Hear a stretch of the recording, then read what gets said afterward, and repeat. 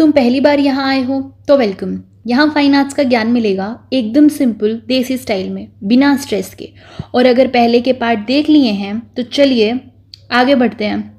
हम पढ़ रहे थे फाइन आर्ट्स का chapter 2 the Rajasthani schools of painting, जिसमें हमने इस चैप्टर के introduction, themes of painting, Malwa, Mewar, Bundi, Kota और बीकानेर स्कूल ऑफ पेंटिंग को डीपली लाइन बाय लाइन बिल्कुल थॉरो एक्सप्लेनेशन के साथ पढ़ लिया था। तो आज हम पढ़ेंगे किशनगढ़ स्कूल ऑफ पेंटिंग। तो चलो शुरू करते हैं। Widely held among the most stylised of all Rajasthani miniatures, Kishangarh paintings are distinguished by their exquisite sophistication and distinct facial type, exemplified by arched eyebrows, lotus petal shaped eyes, slightly tinged with pink, having drooping eyelids, a sharp slender nose and thin lips. तो देखो इसका क्या मतलब है कि सबसे ज़्यादा style और एलिगेंस अगर किसी भी राजस्थानी पेंटिंग स्कूल में मिलता है तो वो है किशनगढ़। इसको मिनिएचर का मुगल ए आज़म कहना गलत नहीं होगा, ठीक है। मिनिएचर का हम कह सकते हैं ना, मुगल ए आज़म। थीम्स तो रोमांटिक होते ही हैं, पर प्रेजेंटेशन और फिगर डिज़ाइन बस मतलब बिल्कुल लाजवाब था, ठीक है। किशनगढ़ की जो पेंटिंग है वो बहुत ही रिफाइंड और रॉयल होती थी। उनमें एक शीन, एक जो होती है नज़ाकत होती थी, जो बाकी स्कूल्स में उतनी प्रोमिनेंट नहीं थी। जैसे पेरिस के फैशन डिज़ाइनिंग फेमस है, पेरिस की फैशन डिज़ाइनिंग, वैसे ही राजस्थानी पेंटिंग वर्ल्ड में किशनगढ़ टॉप पर है, ठीक है। And distinct facial type exemplified. देखो अब यहाँ आ जाता है कि किशनगढ़ का सिग्नेचर लुक जिसे कहते हैं, जैसे इनकी पेंटिंग्स को देखते ही पता चल जाता है कि ओ बानी थानी, जो बनी थानी हम आगे पढ़ेंगे इसको। देखो क्या क्या होता है इनकी जो चीज़ें हैं उसमें कि आर्च्ड आईब्रोज, ये ना इनके फीचर्स हैं, इनको आप याद कर लेना कि आर्च्ड आईब्रोज मतलब गोल हैं और ऊपर को उठे हुए जो आईब्रोज होती हैं वो हैं, जैसे मून का आर्क होता है उस तरीके की। और क्या है, लोटस पेटल शेप्ड आईज,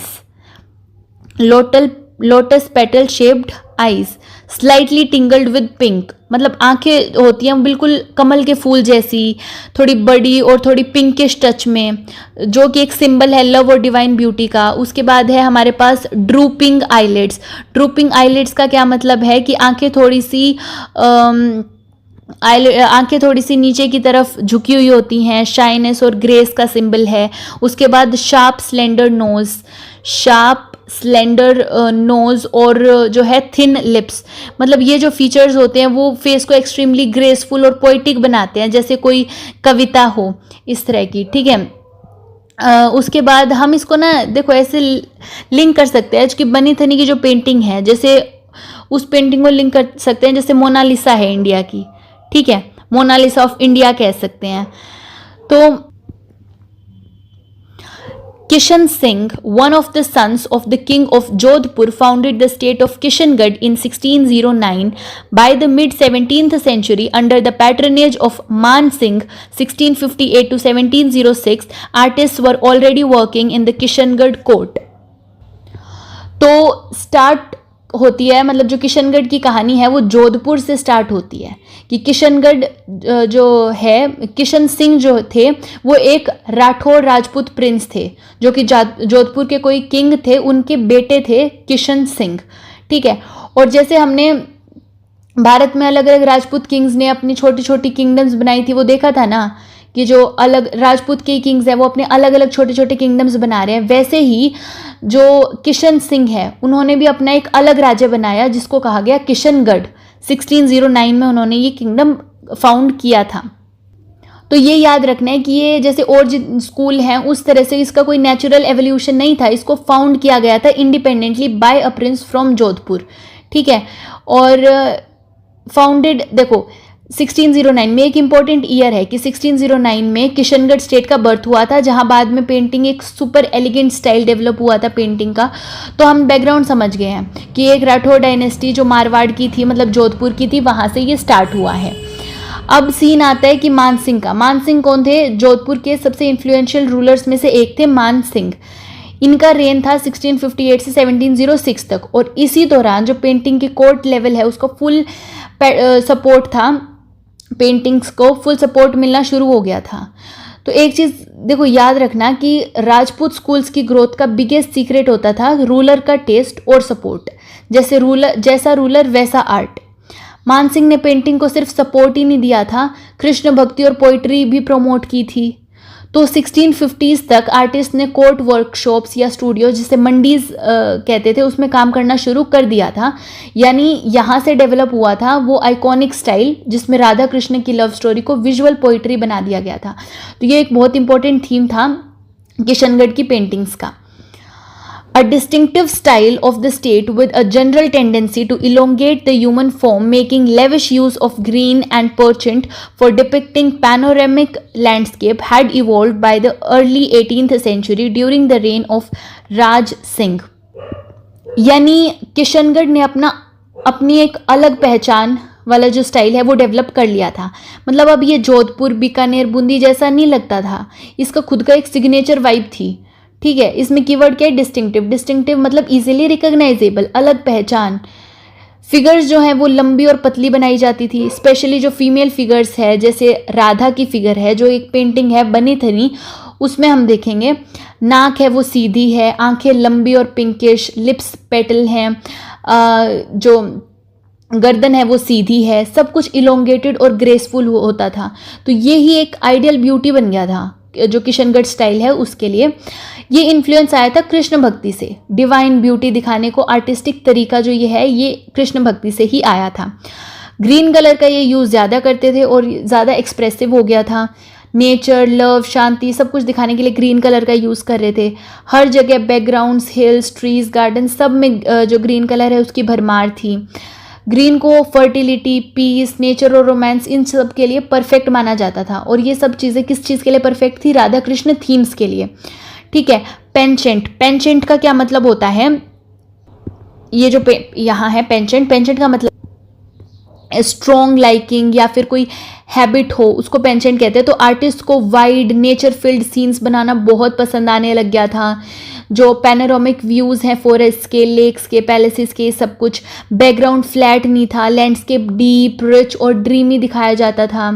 तो राजा राज सिंह के टाइम में जो 1706 से 1748 में इनको फुल स्टाइल, इसका जो फुल स्टाइल है वो मेच्योर हो गया था। उन्होंने भी आर्ट को बहुत सपोर्ट दिया था। बनी थनी जैसे मास्टरपीसेस इसी पीरियड के क्लोज में ही आते हैं। With Raj Singh getting initiated into the पुष्टि मार्गीय cult of Vallabhacharya, Krishna Leela themes became personal favorites for the rulers of Kishangarh and represented a major portion of their court art. तो जो राजा राज सिंह हैं उन्होंने पुष्टि मार्ग को फॉलो करना शुरू कर दिया था। ये एक वैष्णव भक्ति मूवमेंट था जिसे वल्लभाचार्य ने फाउंड किया था। ठीक है। पुष्टि मार्ग में कृष्ण को भगवान के रूप में और भक्ति को प्रेम और सेवा के रूप में माना जाता है। तो राज सिंह का स्पिरिचुअल कनेक्शन था कृष्ण से। पेंटिंग्स भी वही थीम पकड़ती गई। ये मूवमेंट जो नाथ द्वार में भी पॉपुलर था। नाथ द्वार हमने पहले पढ़ा था, रिमेंबर, जो श्रीनाथ जी की पेंटिंग्स फ्रॉम मेवाड़ स्कूल में पढ़ा था। तो कृष्ण के जीवन की जो रासलीलाएं हैं, वो वाली जो मोमेंट्स हैं, राधा के साथ प्रेम है, बांसुरी बजाना है, गोपियों के साथ जो रास है, ये सब पेंटिंग्स इनका जो फेवरेट सब्जेक्ट बन गया था किशनगढ़ पेंटिंग्स का। जो रूलर्स के लिए ये स्पिरिचुअल डिवोशन भी था और एस्थेटिक इंस्पिरेशन भी हुआ करता था। जो राधा की जो बनी थनी का आइकॉनिक पेंटिंग है वो भी इसी भक्ति का जो आर्टिस्टिक फॉर्म है।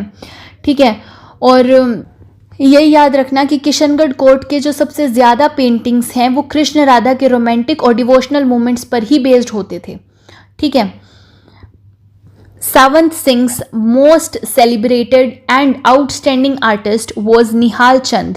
Nihal Chand worked for Savant Singh between 1735 and 1757 and composed paintings on Savant Singh's poetry that portrayed the theme of divine lovers Radha and Krishna in courtly surroundings, often appearing tiny in the vastness and minutiae of their panoramic landscape settings. Kishangarh artists revealed in the depiction of vistas in accentuated colors. तो सावंत सिंह एक ruler होने के साथ साथ एक poet भी थे, ठीक है। निहाल चंद उनका कोर्ट आर्टिस्ट था। तो ये याद रखना कि सावंत सिंह जो है वो रूलर थे, also he was a poet, और इनका कोर्ट पोइट था निहाल चंद, ठीक है। और इन दोनों का जो मतलब जोड़ी है, उन्होंने क्या बनाया, राधा कृष्ण भक्ति और जो प्रेम है उनको एक आर्टिस्ट पोइट का डुओ मिल गया था कि आर्टिस्ट कौन है, निहाल चंद, पोइट कौन है, सावंत सिंह। तो निहाल चंद ने किशनगढ़ पेंटिंग को उसके सबसे आइकॉनिक फॉर्म तक पहुंचाया था। ये वही समय था जब राधा को बनी थनी के रूप में दिखाया गया था, रिफाइंड ब्यूटी, डिवाइन लव। तो ये आ सकता है कि बनी थनी जब बनी थी, ये कौन से किंग के पैटर्नेज में बनी थी या किसने बनाई थी, इस तरह से। तो 22 साल तक निहाल चंद ने 22 साल तक सावंत सिंह के लिए राधा कृष्ण की थीम्स पर पेंटिंग बनाई थी, 22 ईयर्स के लिए। तो इन पेंटिंग्स में पोइट्री और पेंटिंग का डिवाइन फ्यूजन दिखता था। तो ये टाइमलाइन हमें हेल्प करती है पेंटिंग के इवोल्यूशन को समझने में, ठीक है। और जो ये पोइट्री है सावंत सिंह की, इसमें क्या था, भक्ति भी था और प्रेम भी था। और निहाल चंद ने उस पोइट्री को विजुअल फॉर्म में Radha Krishna as eternal lovers के रूप में बनाया था। तो इनका लव डिवाइन और प्योर दिखाया गया था, सिर्फ रोमांटिक ही नहीं।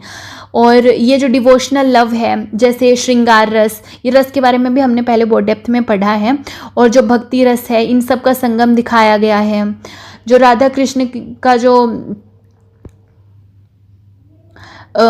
प्रेम जो छोटी सी एक झलक देता है, पर उसके जो अराउंड बड़े बड़े पैनोरामिक सीन्स होते थे, जैसे झरने हो गए, पहाड़ हो गए, महल हो गए, ट्रीज हो गए, ये सब भी था। और उनकी छोटी सी जो मूर्त बड़ी दुनिया में एक डिवाइन सेंटर बन जाती थी, एक स्पिरिचुअल फोकस मिल जाता था। तो ये किशनगढ़ का यूनिक स्टाइल था कि फिगर्स छोटियां पर इमोशंस बहुत बड़े बड़े थे। आर्टिस्ट को जो नेचर सीन्स बनाने काफ़ी पसंद थे, जैसे लेक्स होगी, हिल्स हो गए, मिडोज हो गए, और वो भी ब्राइट और स्टाइलिश कलर्स में, ठीक है। Green, pink, soft orange tones सब दिखते हैं पेंटिंग्स में, और इससे पेंटिंग्स ड्रीमी और डिवाइन दोनों लगती थी, ठीक है। कृष्णा राधा इन ए पैविलियन, निहाल चंद, किशनगढ़, 1750, इलाहाबाद म्यूजियम। तो यहाँ हमें क्या दिख रहा है कि यहाँ पे कृष्ण और राधा बैठे हुए हैं। सेंटर स्टेज में यही है कि कृष्ण और राधा बैठे हुए हैं under a red and white canopy pavilion, ठीक है। और सेटिंग क्या है कि फुल जो लश ग्रीन बैकड्रॉप है ट्रीज से, और बनाना लीव्स और स्टेलाइज्ड फ्लोरा से बना हुआ है। ये ट्रीज हैं, ये बनाना लीव्स हैं, ये सब कुछ है। अटेंडेंट्स हैं, मतलब जो गोपीज हैं। तो 5 एलिगेंट लेडीज हैं, जैसे 2 इधर हैं, 2 इधर हैं, जो कि लॉन्ग घाघरा पहने हुए हैं ग्रेसफुली। ये इनके लिए ऑफरिंग्स ला रहे हैं, कोई मिरर, गार्लैंड, वाटर वेसल, ये सब कुछ लेके आ रहे हैं। मूड क्या है, श्रृंगार रस है, रोमांटिक सेंटिमेंट है, प्लस भक्ति रस है, जो कि डिवाइन रोमांस होता है, ठीक है। अगर रस समझने हैं तो पहले की वीडियोस को ढंग से समझो, देखो, फिर ये चीज़ें समझ आएंगी। और इसमें किशनगढ़ की सिग्नेचर टचेस क्या है कि फेशियल फीचर्स हैं, लोटस पेटल शेप्ड आईज बनाई हुई हैं सभी की, अगर आप देखोगे तो, और लॉन्ग आर्च ब्रोज हैं, ड्रूपिंग आईलिड्स हैं। राधा कि जो फेमस अब जो बनी थनी का लुक है वो है, जो कि एक स्टिलाइज्ड ब्यूटी को डिपिक्ट करता है। उसके बाद कृष्ण है वो डीप ब्लू स्किन में है, एलिगेंट पोस्चर है। कलर्स का यूज़ जैसे रिच ग्रीन्स का, रेड, गोल्डन येलो और सॉफ्ट पिंक का कलर यूज़ किया गया है।